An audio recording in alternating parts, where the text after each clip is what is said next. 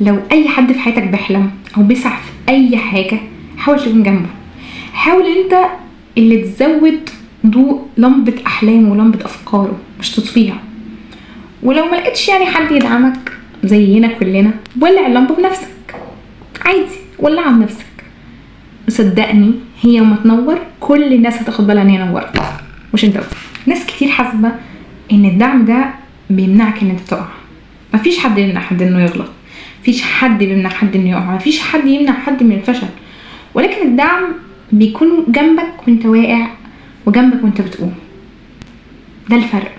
الانسان لو وقع ملقاش حد يقيمه صعب قوي يقوم، ممكن ياخد سنين. بس لو حد بيقوله بيشد ايده ويقوله انت شاطر كمل، انت كان نفسك وانت تستاهل، انت مشيت معظم المشوار، انت شاطر. كلمه شاطر دي كلمه حلوه قوي. بحس قوي ان الانسان محتاج الدعم عشان حد يشهد على محاولاته. مفيش حد مننا ضامن النجاح، كلنا بنسعى وكلنا بنسعى في حاجات مش ضامنينها. وعلى فكره برضو هنخرج بره الموضوع، محدش يقولك انا عايز اضمن ان هنجح. انت مش ضامن عمرك حضرتك، ولا ضامن عيالك، ولا ضامن فلوسك، ولا ضامن تعليمك، ولا ضامن اطرافك. يعني مش ضامن ايدك ولا رجلك ولا عينك ولا اي حاجه.